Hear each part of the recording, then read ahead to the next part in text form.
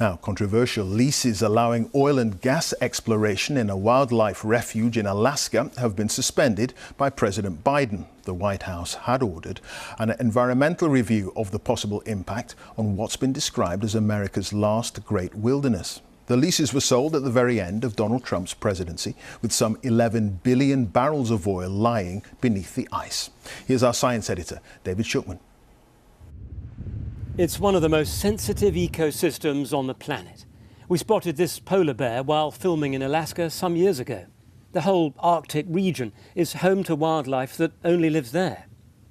So for decades there's been concern about the massive oil and gas installations and the big plans to expand into areas that are still untouched. I've seen the impact of the industry for myself. It's become a battleground now, because those who want America to be less dependent on foreign oil say they've got to open this place up to far more drilling. When Donald Trump was president, vast tracts of pristine land were licensed for oil and gas extraction. Now Joe Biden has brought that to a halt. Environmental campaigners who've long protested against Arctic drilling say they're now pleased, but still remain cautious. A suspension is not a cancellation, so we would expect it to be canceled permanently, and that would be in line with what President Biden has promised, which is a phase out of all fossil fuels and a shift to 100% renewable energy transition. And we're not there yet.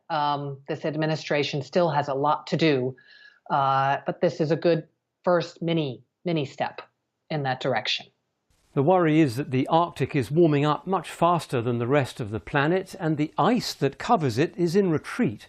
That's because the gases released by burning fossil fuels are heating up the atmosphere. And ironically, that makes it much easier to get at the vast reserves of oil and gas in the region.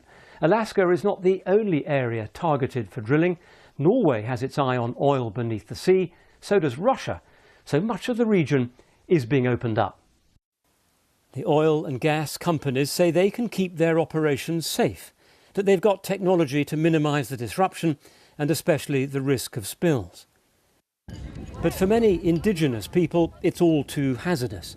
They fear their traditional way of life will be undermined if the wildlife they depend on is killed or driven away. But change is coming to the Arctic. The first cruise ships have made their way through the melting ice.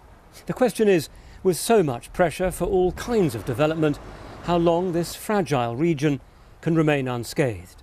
David Shukman, BBC News.